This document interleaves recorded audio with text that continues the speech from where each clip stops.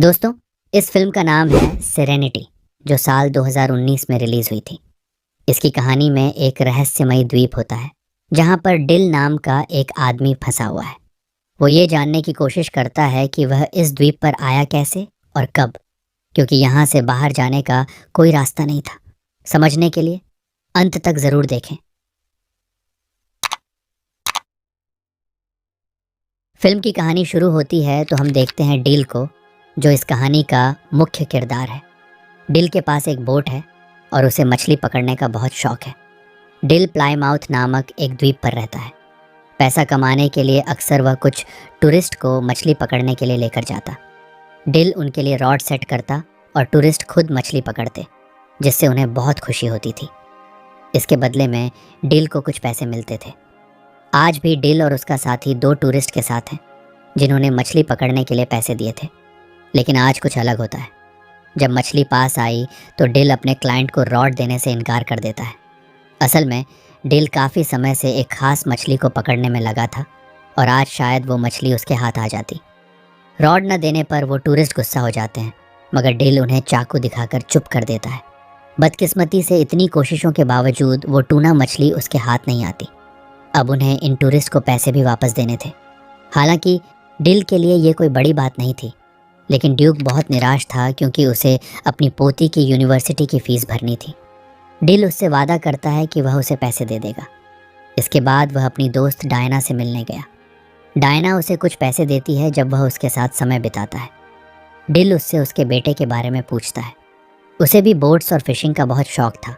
दरअसल डिल चाहता था कि वह ड्यूक को जाने दे ताकि वह किसी ऐसी जगह काम कर सके जहां उसे अच्छे पैसे मिलें। इसके बाद वह एक बार में जाता है। बारटेंडर से बातचीत के दौरान हमें पता चलता है कि यहाँ के लोगों को एक दूसरे के बारे में छोटी से छोटी बात भी पता होती है। अब ऐसा क्यों है, ये हम आगे जानेंगे। बारटेंडर कहता है कि तुमने 4 बार उस मछली को पकड़ने की कोशिश की है, तुम्हें उसे कोई नाम देना चाहिए। तो डिल कहता है कि उसका नाम जस्टिस है। रात में वह ड्यूक को पैसे देने गया और बताता है कि कल हम दोबारा समुद्र में जाएंगे। ड्यूक पूछता है कि हमारे साथ कितने क्लाइंट्स जा रहे हैं, तो डिल बताता है कि हम अकेले जाएंगे क्योंकि वह किसी भी हालत में उस मछली को पकड़ना चाहता था। ड्यूक को उसका फैसला सही नहीं लगता क्योंकि इसमें उनके पैसे लग रहे थे। रात को डिल जब अपने घर में था तो उसे अपने बेटे की याद आती है, जो तलाक के बाद अब उसकी पत्नी के पास है। उसे भी अपने पिता की तरह फिशिंग का बहुत शौक था। अगले दिन वह ड्यूक के साथ बोट लेकर समुद्र में गया। पूरा दिन इंतज़ार करने के बावजूद भी उन्हें वो मछली नहीं मिल सकी, जिससे डिल बहुत निराश था। वापस आने पर वो ड्यूक से कहता है कि तुम मेरे लिए बैड लक हो। जब से तुम्हारी पत्नी मरी है तब से तुम्हारी किस्मत ही ख़राब है। ये सुनकर ड्यूक को बहुत बुरा लगता है और वो गुस्से में अपना सामान लेकर वहाँ से चला जाता। लेकिन दरअसल डिल ने यह जानबूझकर किया था ताकि ड्यूक कहीं और काम ढूंढ ले।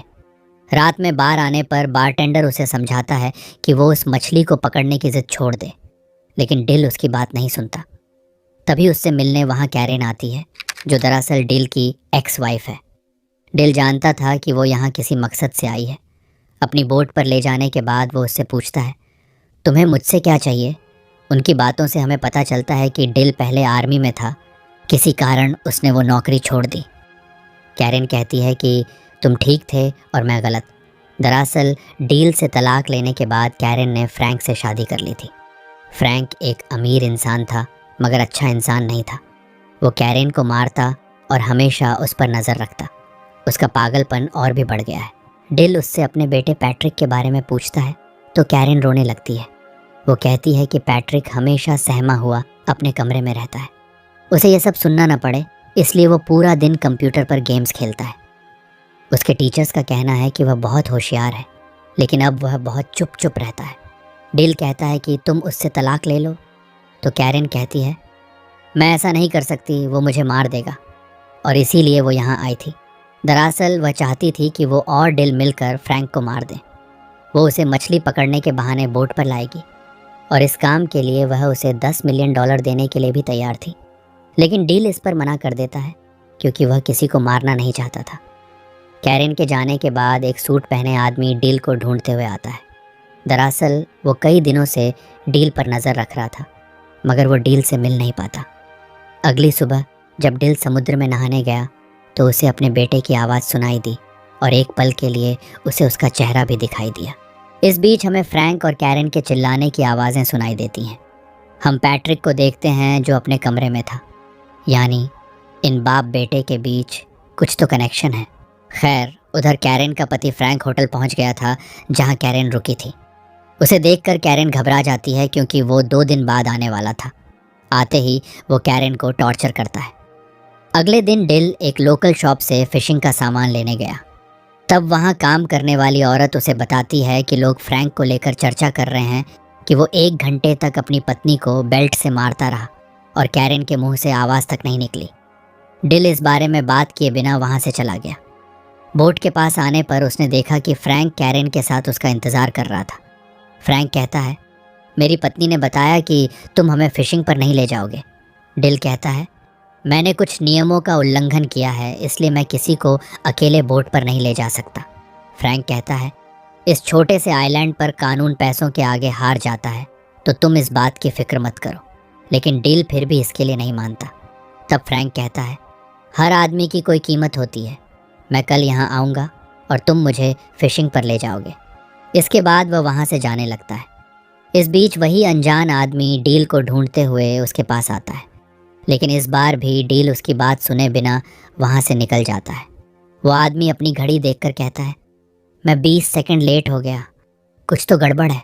बाद में डिल एक मछली बेचने जाता है जहाँ कार्लोस उसे बताता है कि तुम्हें कोई ढूंढ रहा था, लेकिन डिल को इसमें कोई दिलचस्पी नहीं होती। फिर वह डायना के बिल्ली को देने जाता है जो गुम हो गई थी।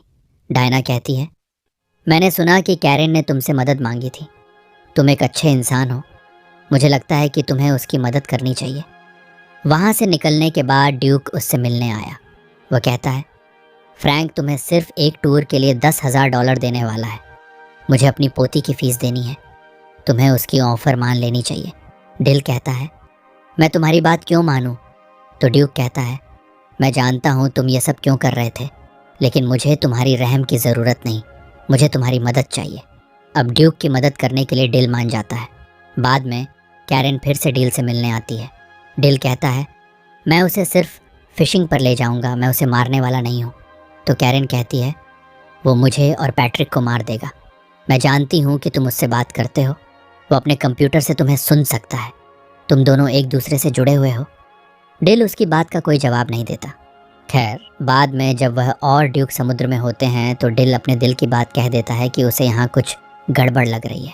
फिशिंग के दौरान डिल फ्रैंक से पूछता है कि क्या उसके बच्चे हैं। तो फ्रैंक कहता है, मेरा एक सौतेला बेटा है। मैंने उससे दोस्ती करने की बहुत कोशिश की, लेकिन वो पूरा दिन अपने कंप्यूटर पर लगा रहता है। उसके मैथ्स टीचर कहते हैं कि वो जीनियस है, लेकिन वो पूरा दिन एक बेकार से गेम में लगा रहता है जिसमें एक आदमी पूरा दिन फिशिंग करता है। वो मुझे पसंद नहीं करता। डिल पूछता है, वो तुमसे इतनी नफ़रत क्यों करता है? तो फ्रैंक कहता है, मैं नहीं जानता, लेकिन एक दिन मैं उसे ही मार दूंगा।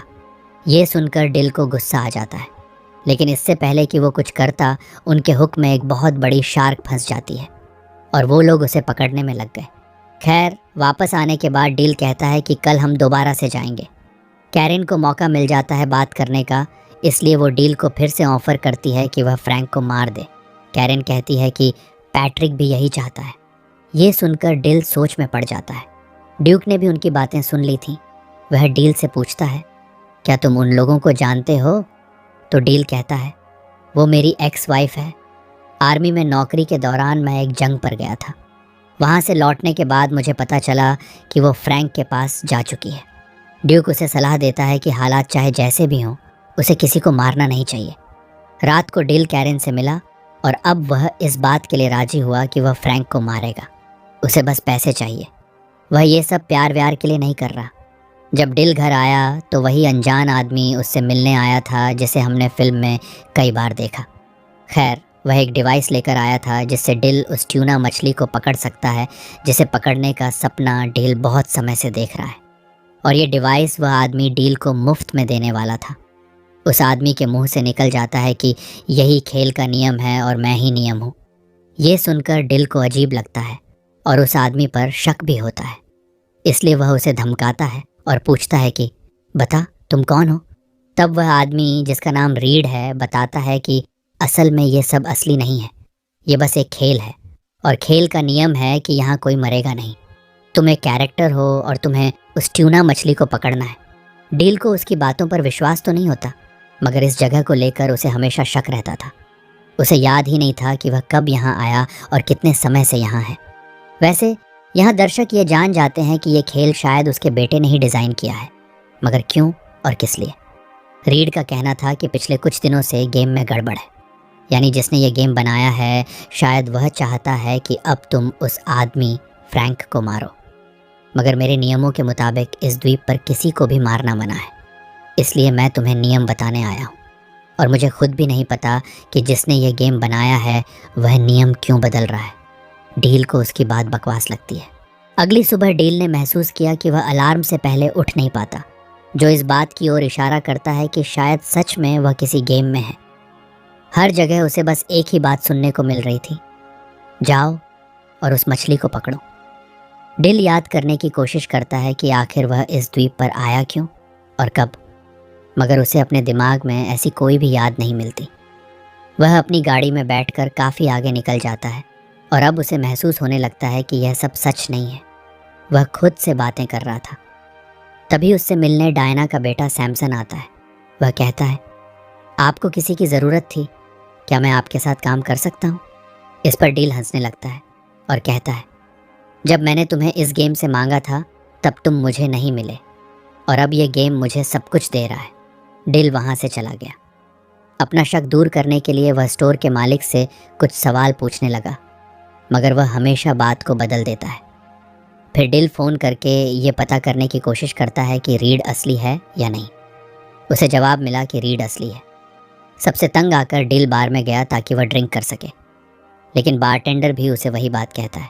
वह कहता है, क्या आज तुम फिशिंग करने नहीं जा रहे? तुम्हें काम पर जाना चाहिए। टूरिस्ट्स को मत लेकर जाना, वे हमेशा तंग करते हैं। यानी गेम के नियम उसे फ्रैंक को न मारने के लिए कह रहे थे, लेकिन पैट्रिक के दिमाग में कुछ और ही चल रहा था। दूसरी तरफ दिखाया जाता है कि जब कैरेन की आंख खुली तो उसने फ्रैंक को बाथरूम में घायल पाया। पिछले रात 6 लोगों ने उसे मारा था। दरअसल यह काम ड्यूक का था। उसने ही फ्रैंक को मारने के लिए कुछ लोगों को पैसे दिए थे ताकि वह आज बोट पर ना आ सके। ड्यूक डील से कहता है, मैंने तुम्हारे लिए जो सही लगा मैंने वही किया। इस बात से डील को बहुत गुस्सा आता है। जख्मी होने के बावजूद कैरेन फ्रैंक को मना लेती है कि वह फिशिंग पर जाए। डिल समुद्र के किनारे निराश बैठा था। तभी रीड उसके पास आता है। डिल कहता है, मुझे कुछ भी समझ नहीं आ रहा कि मैं यहाँ क्यों हूँ। मेरी ज़िंदगी का मकसद क्या है? क्या मैं पागल हो चुका हूँ? रीड कहता है, इस बारे में तो मैं भी कुछ नहीं जानता, लेकिन मैं ये जानता हूँ कि यहाँ हो क्या रहा है। हम सब किसी का सपना है और हमारे बारे में सिर्फ वही जानता है जिसने हमें बनाया है, और शायद तुम जानते हो कि वो कौन है। तो डिल कहता है, हाँ, वो एक छोटा बच्चा है जो एक अंधेरे कमरे में बैठकर हमें देख रहा है। उसका सौतेला बाप उसकी माँ को मारता रहता है। शायद इसी वजह से उसने ये गेम बनाया है, इस उम्मीद में कि शायद एक दिन वह अपने असली पिता को वापस ला सके और अपने सौतेले बाप को सबक सिखा सके। वो चाहता है कि मैं उसे इंसाफ दिलाऊं, इसीलिए मैं आज फ्रैंक को मारूंगा, चाहे कुछ भी हो जाए। इस पर रीड कहता है, अगर तुम यही चाहते हो तो मैं गेम के नियम तोड़ दूंगा। अगर हमारा निर्माता यही चाहता है तो तुम्हें ऐसा ही करना चाहिए। कैरेन फ्रैंक को बोट पर ले आती है। इस पर डिल भागकर अपनी बोट की तरफ जाता है। दरअसल पैट्रिक ने एक ऐसा गेम बनाया था जिसमें वह अपने पिता के साथ समय बिता सके, लेकिन जैसे जैसे उसके सौतेले बाप का टॉर्चर बढ़ता गया, पैट्रिक के दिल में उसे मारने की आग भी बढ़ती गई। पैट्रिक बस यही चाहता था कि उसे कोई संकेत मिले कि फ्रैंक को मारना गलत नहीं है। इसलिए उसने गेम में डील को सोचने की इजाज़त दी ताकि डिल अपने दिल की सुने, और जो भी उसका फैसला हो पैट्रिक भी वही करेगा। यही वजह थी कि गेम उसे बार बार याद दिला रहा था कि उसे बस मछली को पकड़ना है, लेकिन डिल की सोच बदलने लगी थी। खैर, डिल बोट के पास पहुंचता है जहां फ्रैंक और कैरेन पहले से ही मौजूद थे। डिल फ्रैंक को समुद्र में ले जाता है। फ्रैंक की हालत पहले से ही बहुत ख़राब थी और कैरेन ने उसे नशे में भी रखा था। तभी उन्हें पता चलता है कि बोट पर सैमसन भी है जो उनके प्लान को बिगाड़ सकता था। लेकिन अंत में जब डिल ने रॉड फ्रैंक के हाथ में थमा दी तो शार्क उसे समुद्र में खींच लेती है और उसका अंत हो जाता है। असल दुनिया में पैट्रिक यानी डील का बेटा अपने सौतेले पिता फ्रैंक को सच में मार देता है और हम समझ पाते हैं कि डील की असली लड़ाई तो मौत के साथ ही ख़त्म हो चुकी थी। गेम में जो है वो तो बस पैट्रिक के ख्याल हैं। खैर, इस कत्ल के बाद पैट्रिक को मानसिक अस्पताल में रखा जाता है। गेम में हम देखते हैं कि कैरन डील को अलविदा कहती है, लेकिन डील में उसने पैट्रिक को अपनाने की शर्त रखी थी। डील जानता था कि वह बस एक गेम है। तब कैरन रोते हुए कहती है, कभी ना कभी तुम उससे ज़रूर मिलोगे। तभी कैरन वहाँ से गायब हो जाती है और डील के पास एक फ़ोन पर कॉल आता है। कॉल की दूसरी तरफ पैट्रिक था। उसकी आवाज़ सुनकर डील भावुक हो जाता है। पैट्रिक कहता है, मैंने कुछ बहुत गलत किया है। तो डील उसे समझाता है, तुमने जो भी किया अच्छे के लिए किया। पैट्रिक कहता है, मैं भी गेम में कुछ बदलाव करूँगा ताकि मैं तुमसे मिल सकूँ। डील बहुत खुश हो जाता है और कहता है, मैं तुम्हारा इंतज़ार करूँगा। कॉल कटने के बाद डील देखता है कि वहाँ सब कुछ बदल रहा है और अगले ही पल हम देखते हैं कि पैट्रिक भी गेम में है। वह डील से मिलने के लिए बोट की तरफ भाग रहा है। उसे देखकर डील बहुत खुश होता है। दोनों एक दूसरे को गले लगाते हैं। गेम में ही सही, लेकिन पैट्रिक अपने पिता के साथ था। और यहीं पर फिल्म का अंत होता है दोस्तों। इस कहानी में बाप बेटे के बीच प्यार को दिखाया गया है। एक पिता की कमी उन्हें ज़्यादा महसूस होती है जिनके पिता इस दुनिया से जा चुके हैं। उम्मीद करते हैं हमारी वीडियो आपको पसंद आई होगी। मिलेंगे किसी और कहानी में।